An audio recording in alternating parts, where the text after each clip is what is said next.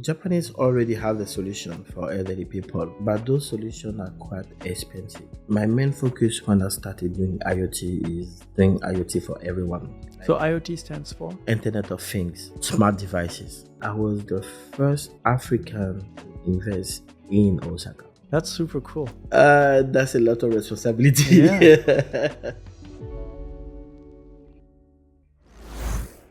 Hey there, and thank you for tuning in. We're excited to bring you another great conversation today. If you like the show and want to support us, please hit the subscribe button so we can keep bringing you great content week after week. And if you're feeling extra generous, give this video a like and share your thoughts and comments down below. Thank you so much. And now, let's get into it.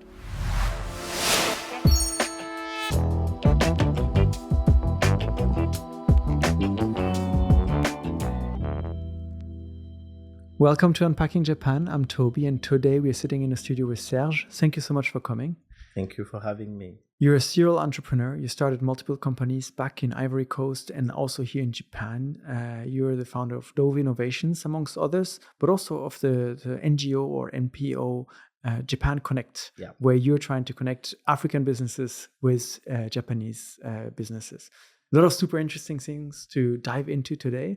And like with all my guests, I like to start the conversation a little bit about your background and what got you interested in Japan in the first place. My story with Japan starts very, with my childhood, because I grew up in Africa knowing Japan through the anime. Let's say when I was in school, people was calling me Sangoku because I was so passionate about Dragon Ball and so on. And also I have big passion about electronics. Okay. So I started repairing things since I was a kid. But at that time, most of the electronics in the market was Japanese brand. Like that was my first contact with Japan in reality. Let's say Sanyo, Panasonic, Fujitsu, this kind of brand. And I grew up with those brands. My first computer was a Toshiba. And this was my first contact with Japan through anime, electronics. And also many years after we start talking about robotics, because Japan was the head of robotics in the world, that's make me have a passion for robotics. And I finished being graduate as a robotic engineer. Cool. To learn more about everything about robotics. You said that, so you liked anime, but also you mentioned that you were going to the markets and kind of getting electronics, Japanese brands, and then repairing them. Can you tell me about that a little bit? I grew up in Côte d'Ivoire, and my environment is quite different from the Western environment.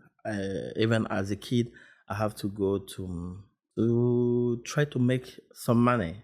And I joined an elderly guy who told me I can come because my mother was so upset every time at home. There is no electronic devices. I didn't open.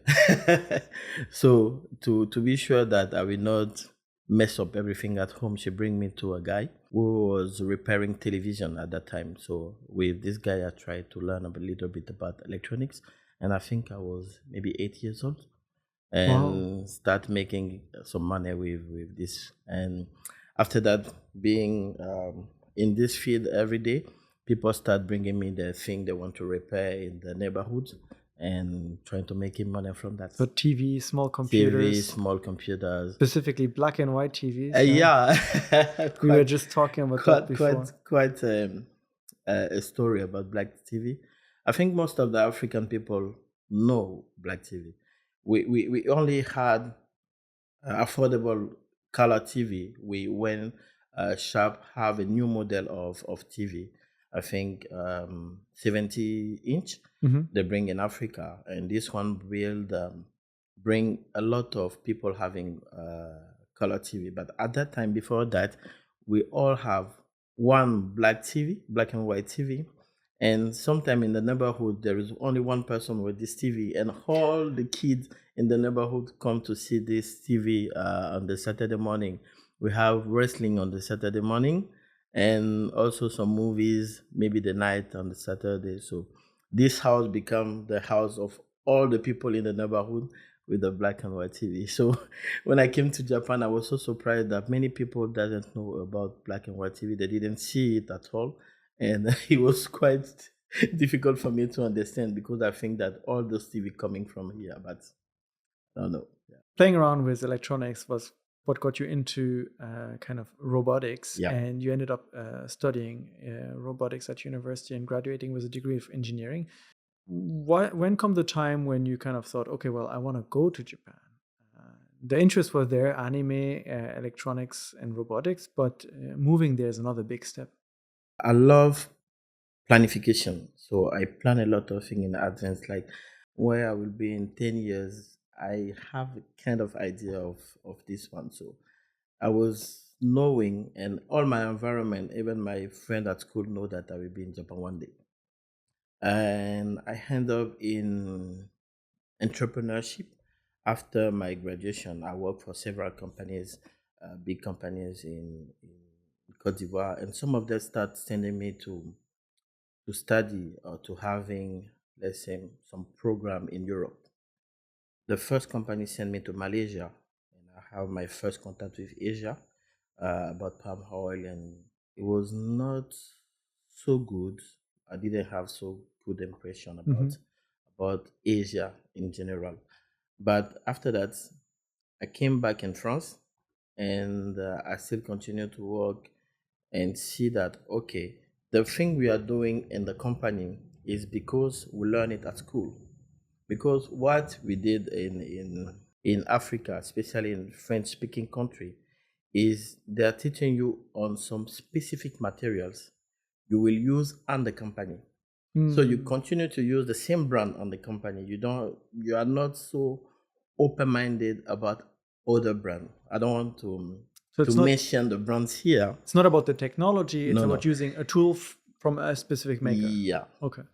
And because I'm kind of very curious, I start looking for other brands, and I saw that other brands from other country are doing better than the one we learn from. Mm. But when you want to change the brand in a factory, it's kind of you want to attack the system because there are people who did maybe 20 years on the company using the same brand, and you want to change everything. Maybe you want to innovate, but it's kind of difficult doing an innovation like this one. So I start learning about the other brand, and all those lead me again to Japan, to some specific brand in Japan who is doing better in the factory worlds and some of the concept we learn at school. So using all this experience, I start creating my first company. This company was trying, let's say, uh, to start the first digital transformation, bringing the first digital transformation to the factory. We want to improve the capacity. So that's how I start. So that factory in Ivory Coast, Yeah. and you kind of try to use your experience in understanding of robotics and systems and implement Japanese technology into this factory to optimize. Yeah. What kind of things were you producing then? I don't want to be so specific, but at that time, those company was producing palm oil. Okay. Yeah, but it was not this specifically will bring me back to Japan because the problem with Japan at that time is even if you are connected to Japan, those Japanese brand was going to Europe before coming to Africa or Mm. Cote d'Ivoire. So you are not directly connected to Japan. You are connected to a bureau in France who will connect to how to say to Japan. I So you see. don't have any direct contact with Japan. And your idea was like, let's stop going through Europe. Let's build a direct bridge Yeah, with Japan. yeah. I was saying that that's where my first idea of Japan Connect came. When did you first go to Japan? Your first trip? Oh, my first trial with Japan was coming from the same problem I was describing earlier, and I was discussing about how to connect Japan as a SME Mm. directly with the Japanese SME because at that time I used to travel several times in China, and it was quite easy for me as an entrepreneur to find partnership everywhere in the world. I get a partner Lithuania. Hmm. So easy because I just want to order something. I send an email. He said, "Oh, this we discuss about the technical aspect, and we end up meeting in Lithuania." So it was so easy to connect to anyone in the world. But for Japan, there's a kind of wall. I didn't have the resources. I didn't have the knowledge. So I end up asking the bureau at that time of JICA. They have a bureau at JICA. But how did you do to connect Africa? You are in Cote d'Ivoire. You want to do something with Africa. But as an African, I didn't see anything. I didn't see this bridge between Japan and Africa. So he told me, at that time, the representative told me, instead of asking me so much question, you need to go to Japan yourself and make your own idea of what is Japan. So he explained to me about one scholarship existing called AB Initiative, Okay. is African Business Education. And this scholarship cover the cost of your study in Japan for 2 years for a master degree.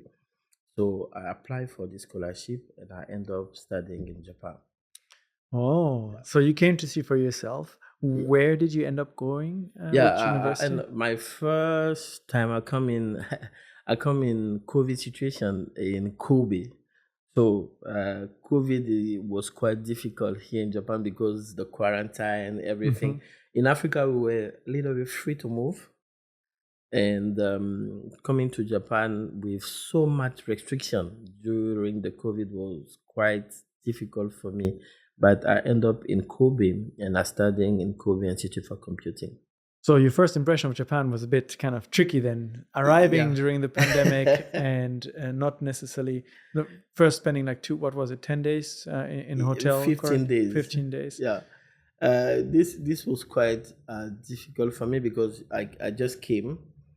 We spent 15 days at the hotel near the airport, and the same day I came, there is an earthquake. It was my first time living an earthquake. So after this earthquake, I said, maybe I must go back because I think this country is not for me. The disease and everything, and wearing the mask because at that time I didn't support the mask. I cannot breathe with the mask inside. So I was saying, oh, yeah, it would be difficult for me to stay here for because the program is only 2 years. To stay here for 2 years, but let's give it a try. So you did stay. You followed the recommendation from the JICA Yeah. representative and decided to get your own impression of Japan. After having grown up with Dragon Ball and Japanese electronics and kind of having faced this wall of connecting with the country, you're finally here. How was your impression then when you kind of settled here? You made it through the 2 weeks quarantine and you start living here. Um, as soon as I reach Japan, I have kind of mixed feeling about exactly what's in Japan.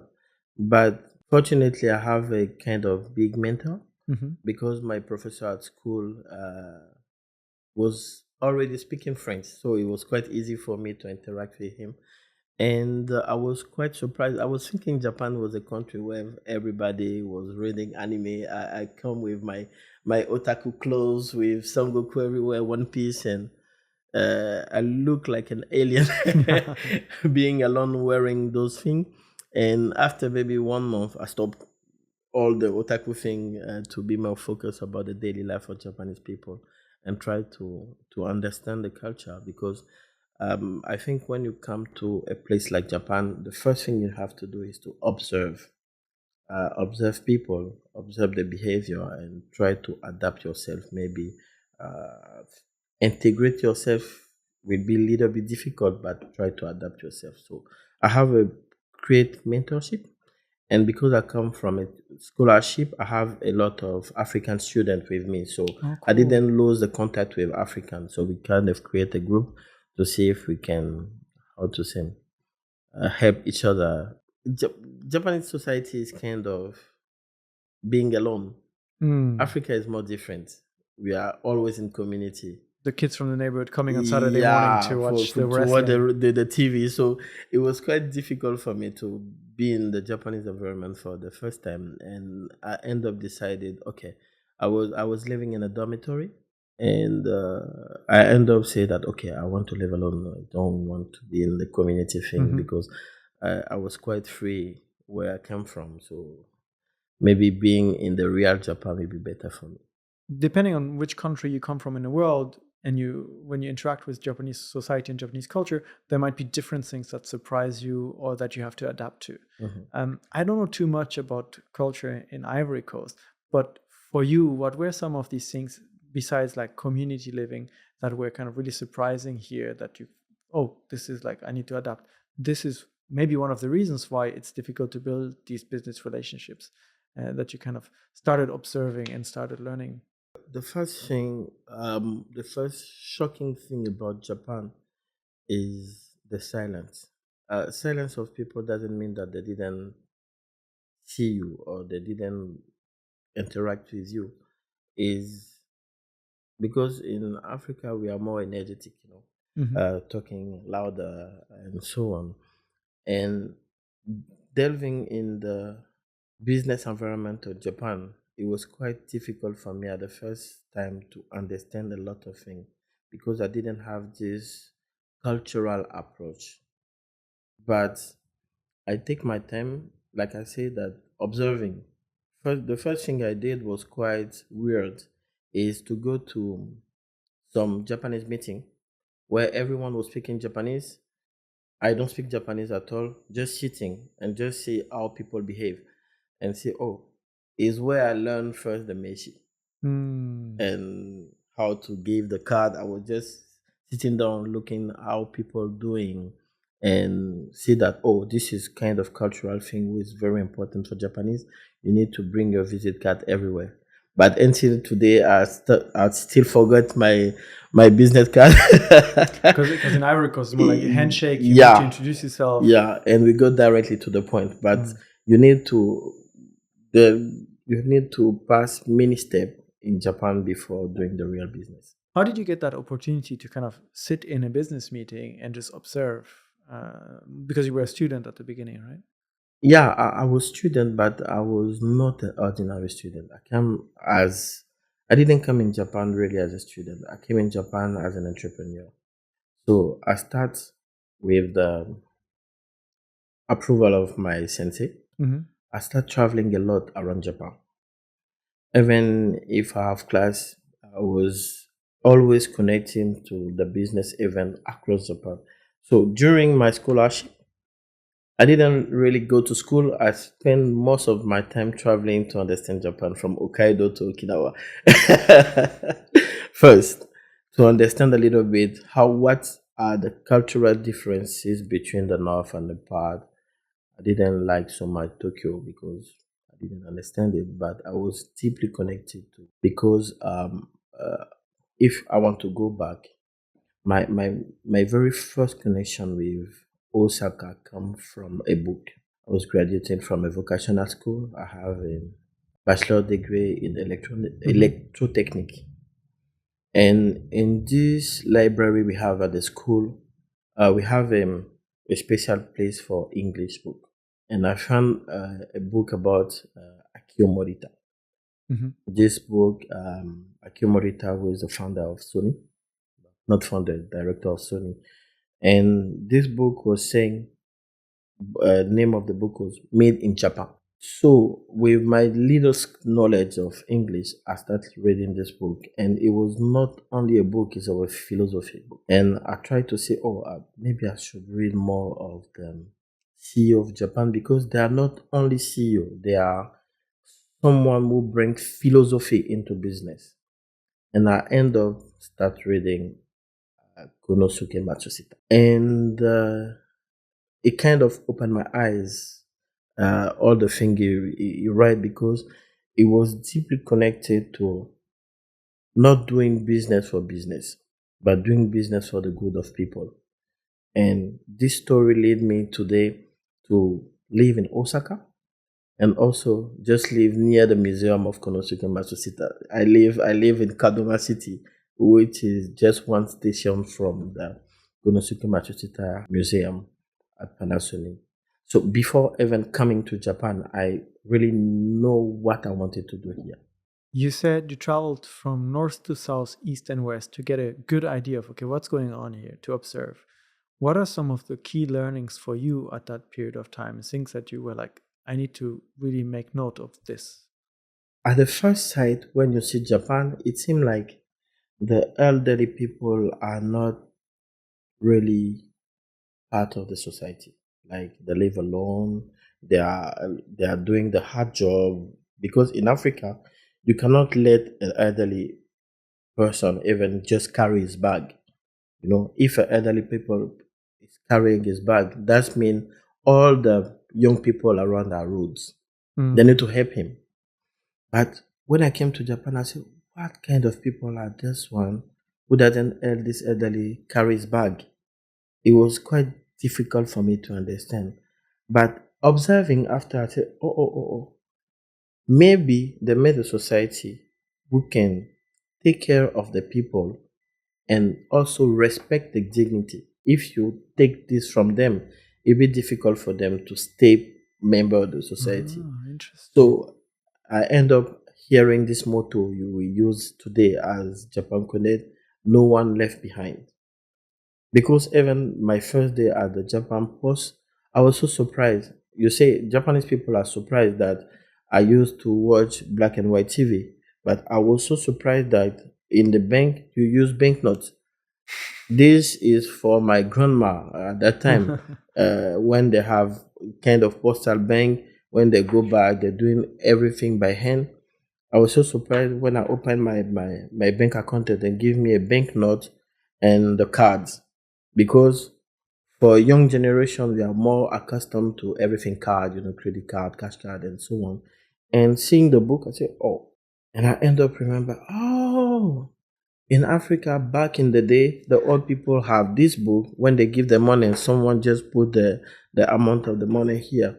And if today a machine is able to recognize this book and make everything we're doing at the end with the hand on this book, that means Japan doesn't forget their elderly.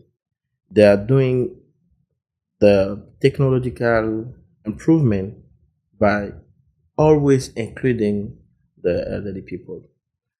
That's such an interesting perspective. Yeah. A lot of people online or also in real life talk about, oh, Japan is still using fax machines. Japan is still using outdated Yeah. technology. But this is a perfectly logical explanation Yeah, too. They make it definitely. inclusive to people that are not No one left able behind. to keep up with this. So you observe a lot of things about the society here. And you said you came here as a special student. You came here as an entrepreneur Mm. with a student entrance to get your degree, but also to kind of see for yourself. You said you like to plan things. So for those 2 years, after those 2 years, what was your goal? Where did you want to be after those first 2 years you arrived in Kobe? Yeah, I will go. I will go back again for explaining my story because before coming in Japan, I plan with my little brother who is also engineer but is developer. So in one of my company, we were developing some IoT devices, Africa, and when we were developing these devices, I still working with some Chinese company. Mhm. And in 2021, I end up being in court with one of the Chinese supplier because they stole all the design I make. Uh, we have a patent, but is covering only Africa because in Africa we don't Ah. respect intellectual property. So this device I built was told the design and everything because I have to send everything to China to Mm. mass producing. We cannot do it in Africa. We don't have the resources. So I do the design, he do the program, we send it and we start producing. And when we end up in court, they didn't allow me to go to China maybe for 1 year. And I was thinking, oh, I need to come back to the beginning. The beginning, everything electronics, quality electronics was Japanese. So I need you to focus on Japanese brand where we can do some kind of co-creation. So now I'm discussing with the representative of JICA, and I think that it will be a great idea for you and me to go to Japan to see if we can have a partnership. It will bring us more credibility in the African market. So maybe let's check for Toshiba, Fujitsu, or whatever. But in Africa, this name resonates as quality. If you say Japanese brand, people associate it with quality. So we end up making a kind of program to come to Japan by ourselves before the scholarship. And when I heard about the scholarship, we applied together. And I ended up telling him, "Oh, I'm not ready yet because I have a family and I have kids, and I didn't prepare everything for my kid to leave them. We were in the COVID situation to leave them because COVID, when you go, you don't know if you will come back because they will end up closing the borders. This kind of stuff will happen. So I'm not ready yet. Can you go first doing the study and everything, checking for any kind of relationship you can have, and I will come later." So my little brother come first. He come in Nagoya. He's studying in Nagoya Institute for Technology. But unfortunately, he's kind of introvert person. So he stay in his room, focusing on his study, and didn't do what we planned. I see. So I end up coming the next year and told him, "Oh, Where are all the partners? you have to show me around. Where did you go?" and so on. And I see that he didn't do anything. So I have maybe to be in a rush because we already have 1 year left. And we end up connecting with Panasonic. In And Osaka as well. At that time, it was not in Osaka, it was in Tokyo. But from Tokyo, we finished connecting with Panasonic Connect in Osaka. And my little brother is not an entrepreneur like me. At the end of the day, they proposed him to work with them. And I told him, "Okay, maybe you should go work with Panasonic. It'll be better for you. I will continue working on the project we have and find a way to co-create." We end up having someone working for Panasonic, doesn't do the co-creation, but I'm still there. I'm trying to connect to other people. So your goal was to come and connect with people, and you had to Yeah. kind of catch up a little bit and make the best use of your 2 years. But you end up connecting with Panasonic. So you suddenly have your partner. Yeah. You have a brand that is associated with quality, with a reputation. And now you need to make the next step. You wanted to bring this back to Africa, right? You wanted to kind of take that partnership to Ivory Coast. Yeah, but I didn't make the partnership itself. The only benefit I have is my little brother working for the company. But I just saw a struggle with the Japanese company who try to go to Africa, and also for the African company who want to connect with Japan. That's why I come up with the idea. Okay, maybe I should fix this cultural gap we have between Africa and Japan by creating Japan Connect. So I submit the idea to one of my friends and to a mentor we have in Japan who used to live in Japan for 30 years. He's from Cote d'Ivoire, but he lives in Gifu. Okay. And I tell him about the idea and so on. And I also met one of my senpai from the same school and explained to her the idea, and we end up creating the NPO Japan Connect, which have to connect African SMEs and Japanese SMEs, not the big companies, only SMEs. We were focusing on SMEs because we think that at this level, they are focusing more on people than benefits.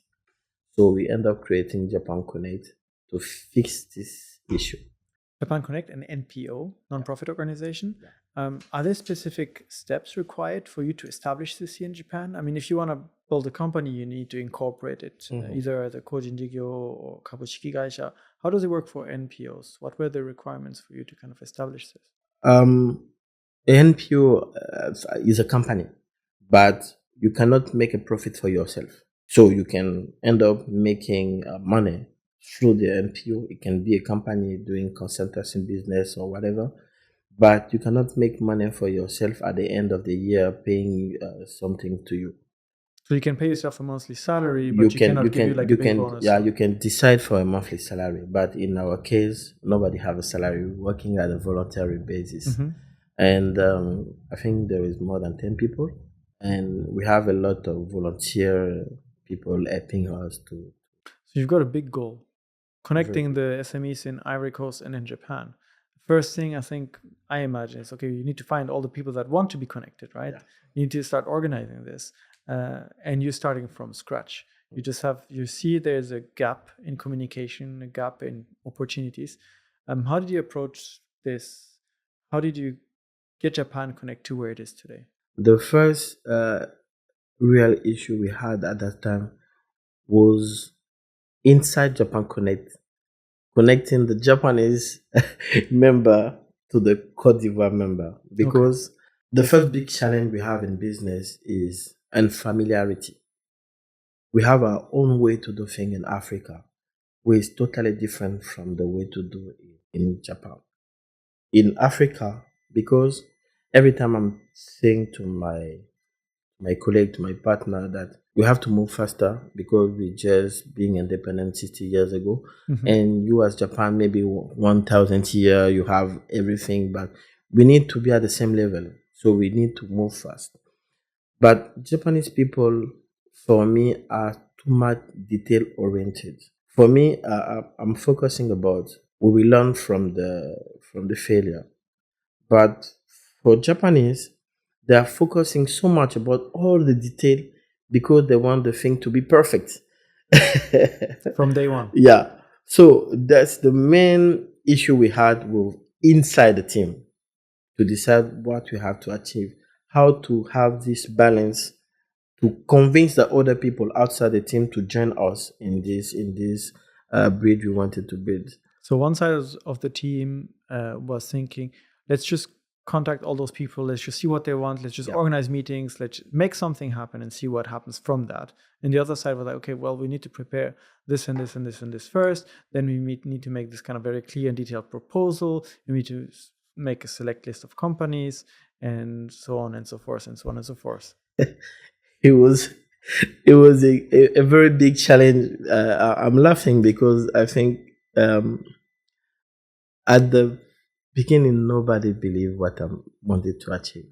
I say for bringing those African people and Japanese people together, we need to organize something we call a business forum. It will be a place for the African people to come to Japan like I came, to see Japan with their own eyes and to connect with people.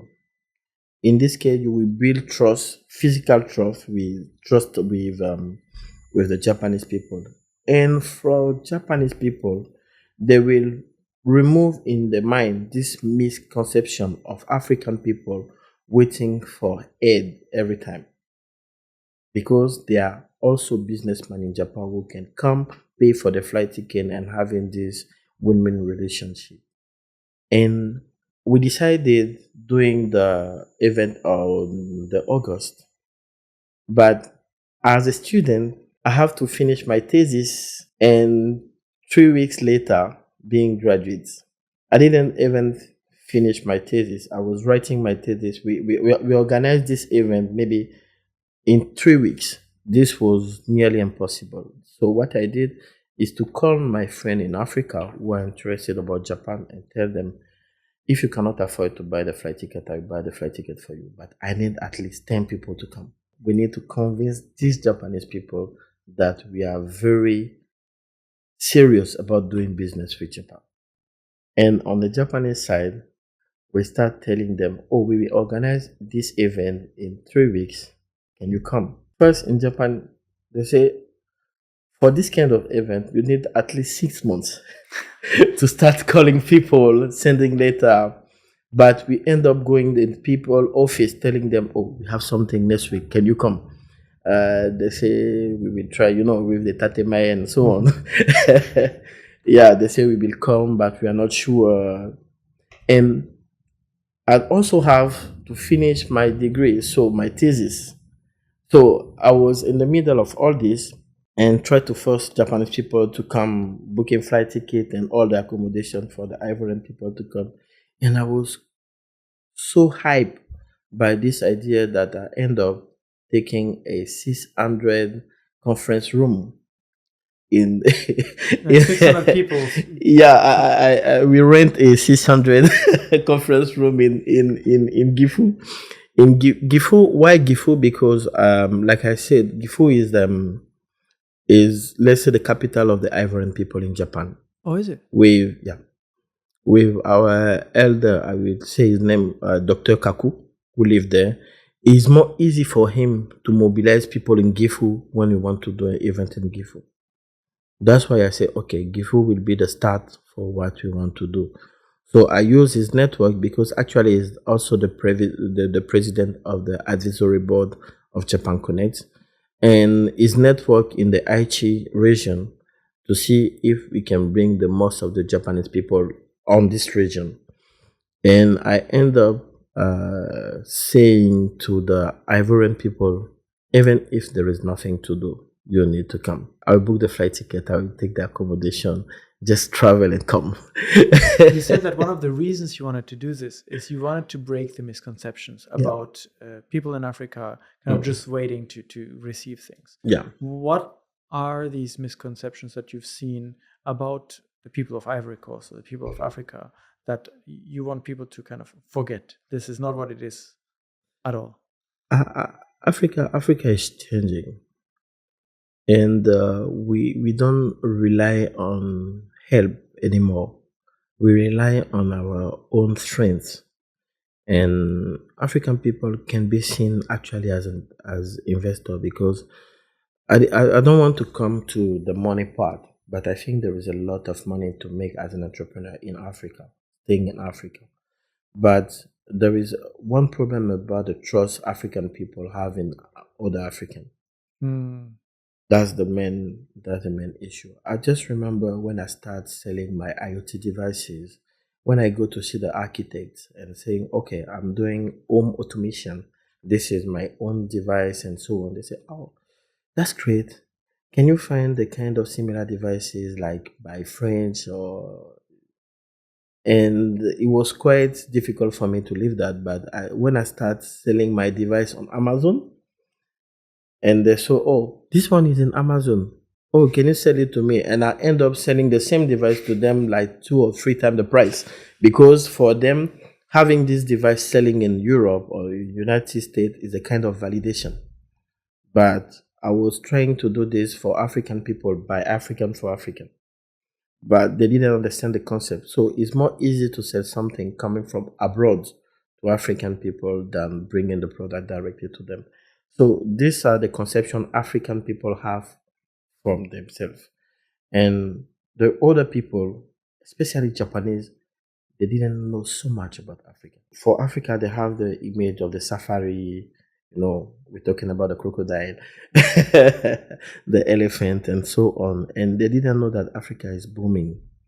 And all the people around the world are going to Africa because of natural resources and so on. And there is no so much Japanese company in Africa because they didn't build this trust between the African people and the Japanese people. So this misconception we were trying to break. That's why I end up saying that, okay, I should create a space where they will physically meet, not a webinar or whatever. They have to meet physically. They want to exchange. And during the first business forum, I didn't bring 10 companies like I promised, but I bring at least 6. And in these 6 companies, I bring, I think, 10 or 15 companies, Japanese companies. And the second day of the forum, because we did a kind of 7 days, first day was the business forum itself, and the other day was factory visit and so on to see the innovation in Japan. And we did some kind of showcasing of Japanese products. And this guy came with, I didn't know the name of the product, but you can put it in the AC. Okay. and this product can reduce your energy consumption. And I bring a CEO of a big company in Africa. You just listen to the guy and listen to everything he said. He said, okay, I want this product. So the Japanese one, okay, if you want it, I will give you a sample. He wanted to do all the Japanese process. My guy told to him, no, no, no, I want 100 right now. I'll bring them back in my suitcase. Yeah, I want 100 right now. He was so surprised. He have to go back to the factory, prepare everything, come back, and the guy pay by card, by cash right now. So the Japanese guy actually did it. He kind of went around the procedure and just Yeah, went back to yeah, get. yeah, yeah, yeah. Wow. Because he didn't trust the guy at the first time, and we start saying that, oh, you have to pay. You will pay right now. And this is the thing with African people, because we have a gap and we need to reduce this gap as soon as possible. So we are moving fast, because I think that bringing this technology in Africa is hot all the year. The energy cost is rising. It can help the people there. And you have to, it's like someone going to the hunting. When you go to hunting, you have to come back with something. So going back, I went to Japan. I bring this Japanese technology who can help you reduce your consumption. So this is the mindset of the people coming to Japan. They want to see something new they can bring and solve the issue we have, because there's a lot of issue we have to solve in Africa. And it was this entrepreneurship mindset I wanted to bring. That's why I say we will not do the forum in Cote d'Ivoire. We do it in Japan. They will come, they will know that there are more people like me who want to do this breed and discover what Japan can bring to Africa. So that first forum in Gifu was a success. You didn't bring 10, you brought 6, but people that actually were able to connect, people that were able to. We were maybe 15 people in the room. Like I also bring my friend student at that time to the forum. They come to Gifu to support me. Thanks to them. My school also support me, and it was a great success because I didn't expect it. Like the timing was so short. I ended up finishing being graduated like 2 days after the forum, and normally I have to go back, and I also need to apply for some of the administrative things.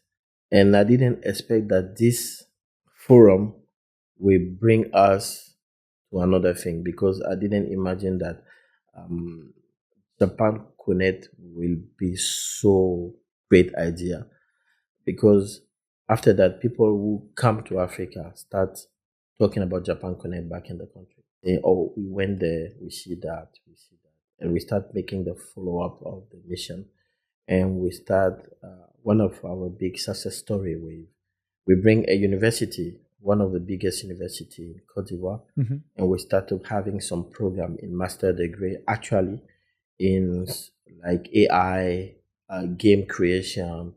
So actually, there is some professor in Japan, in Nagoya, giving class to students in Cote d'Ivoire in the metaverse. Cool. And it was the classes in the metaverse. The classes in the metaverse. And it was during this first forum we achieved this one. This was one of my best achievement. One of the best achievement of the team. So you started connecting all those people, and once you had the first forum, that led to more events, more connections, and more things. Alongside that, you also have your own companies that you continued operating. You had your robotics company, and you have Dove Innovations. Can you tell me a little bit about that? Yeah, I have a company in Africa called Dove Systems, and Dove System is actually doing the IoT devices and all the home security thing. And after the problem with the Chinese factories, Chinese supplier, I decided that maybe it would be better to do the project with Japan. And we wanted to do some kind of co-creation. But the problem we are solving in Africa is not the same problem in Japan. And what I decided, in front of my home, I have a Santo. So public bath. Public bath. And this center there is a lot of elderly people coming there. And this neighborhood is quite a lot of elderly people living. I said that, oh, they live alone, no kid. will have to go to the same supermarket at Izumiya, coming with the bags, like heavy bag and so on. They didn't want nobody to help them. And I just noticed that maybe technology can help. So I end up changing a part of my project. Normally, home appliance and smart home devices are meant for luxury. Mhm. At school, we learn something we call the thank you practice. This one was popularized by one of our sensei, Sumitani Sensei, who said that in all innovation you create, you must see is social impact. So I end up saying that, okay, maybe my company or what I'm doing actually can help the elderly people have a better life. So I end up saying that, okay, there is a burden, administrative burden to create a company and so on. So I need to see the administrative part, how to create a company. They say you must invest 5 million Japanese yen. There is also the startup visa and so on. So I was just looking what will be the best way for me to create this company and start using this company as the technological bridge for myself to help the elderly people and achieve something for me. So I end up creating Dove Innovation. It was quite a big achievement because uh, um, I was surprised. I went to the Sansoka and I was the first African to invest in Osaka. Really? Yeah, because they have a map of all nationality who invest and create company in Osaka, a technological company, and they say you must show your company in the map. I say, oh, your country. I say, oh, this is Cote d'Ivoire, this is Togo, but the African map is empty.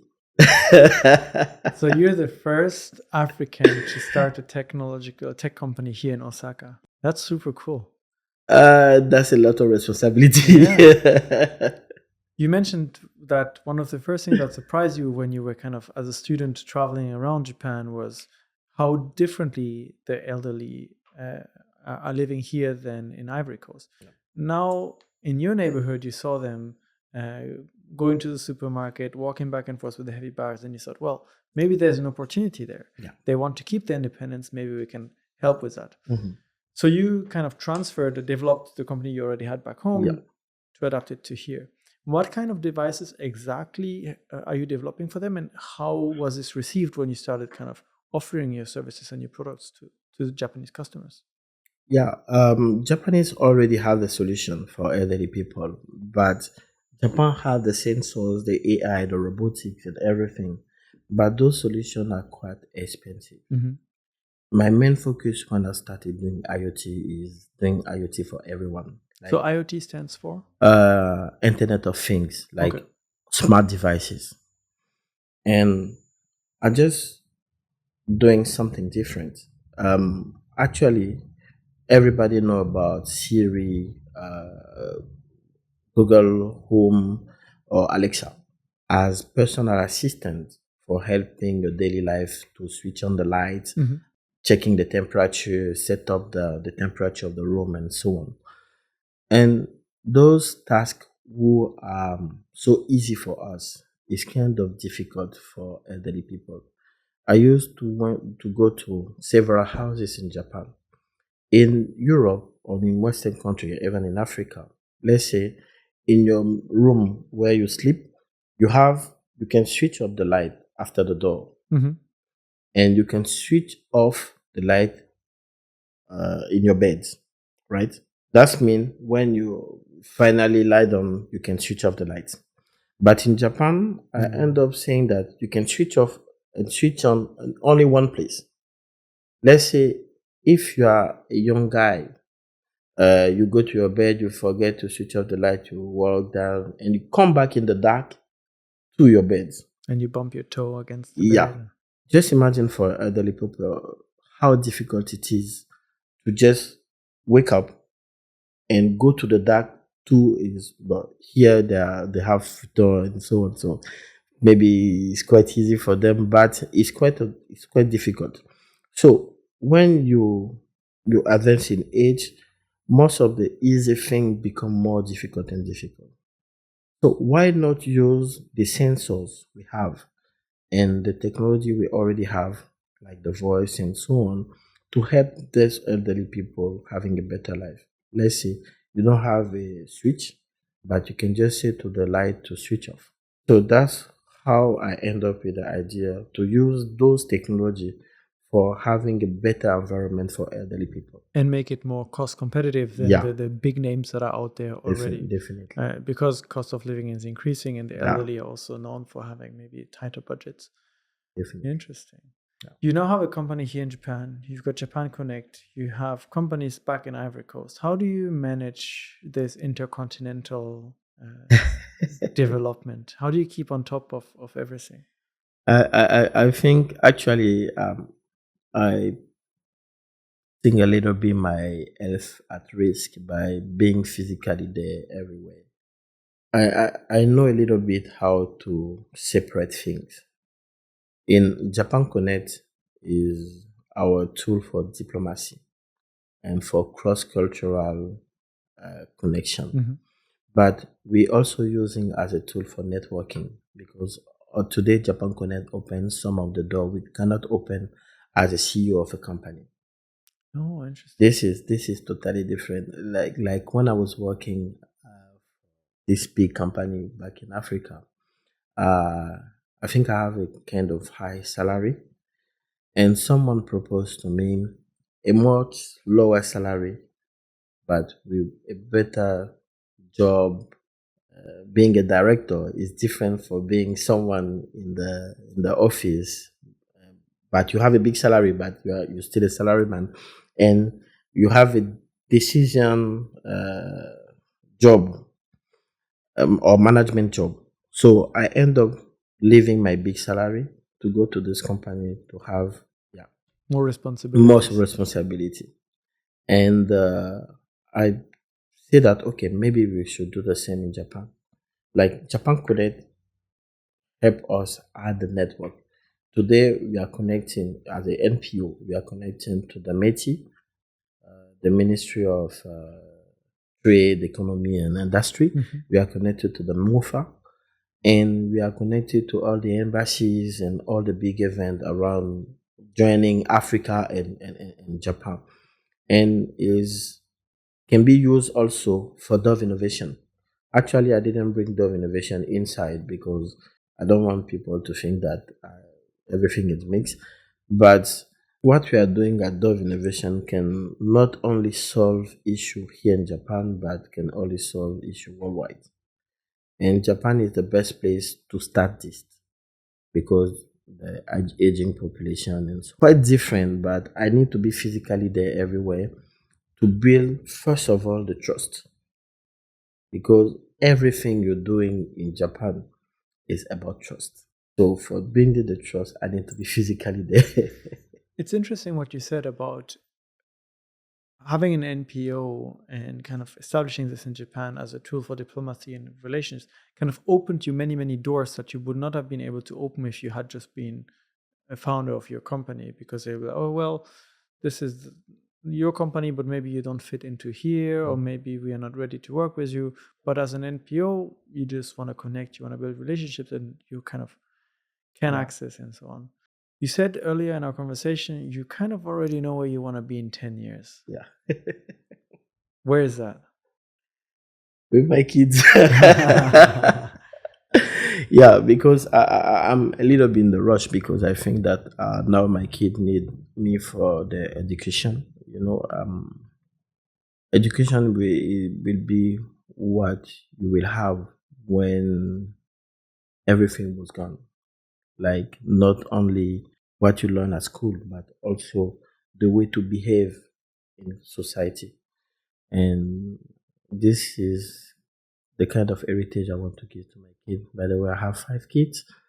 So yeah, I'm a big dad. Yeah, a big family to Yeah, take big care of. yeah, big family. So And they're all living in Ivory Coast. no, they're all living in Europe. Oh, all in Europe. So you Yeah. have the business in Ivory Coast, the business in Japan, and also family established in Europe. And business in Europe. Wow. So I need to travel a lot and be physically there for them because just the phone doesn't help sometimes. You need to be physically there. Yeah, I just came back, but before coming back, I make all the park in Europe for the holidays. For them, I was in Asterix, Disneyland, Europa Park. I'm so tired now.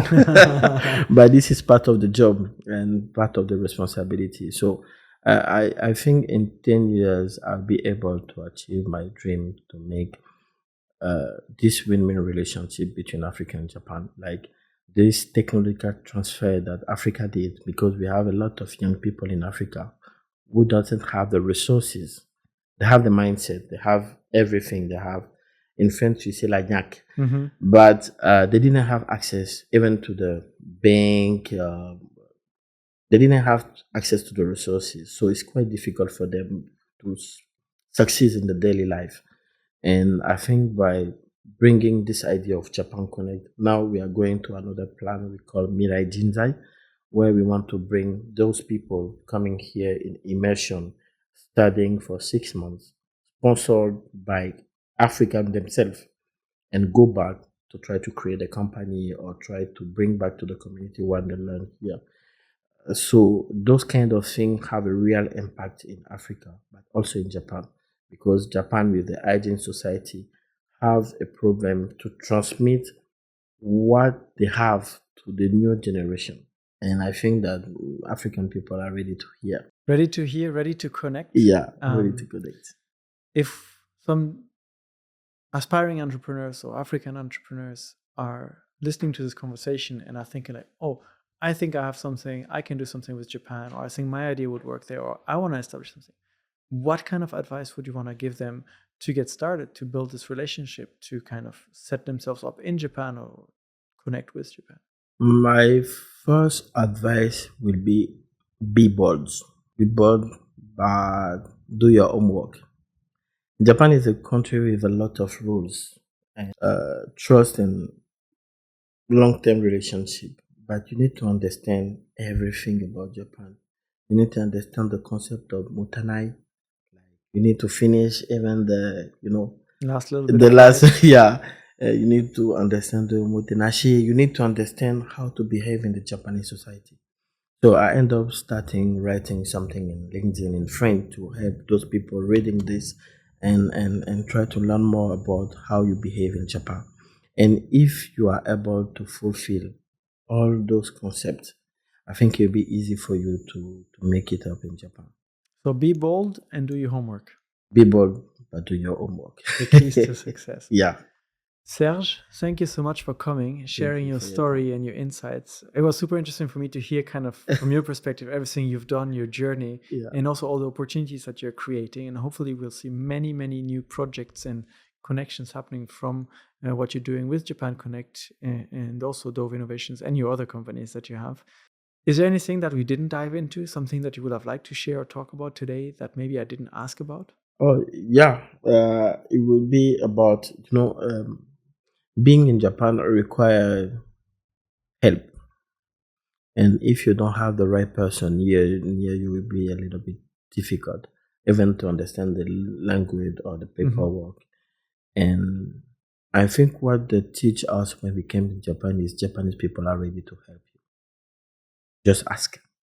It's like when they ask you, just ask for the road. They will leave everything to help you, say you have to go this way. But in Japan Connect, we have great people like Natsuko Ando, who is helping us understanding the Japanese society itself.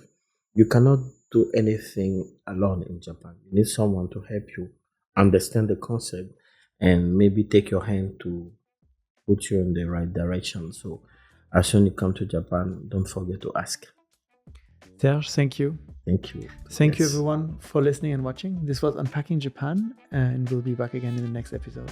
Bye. Bye.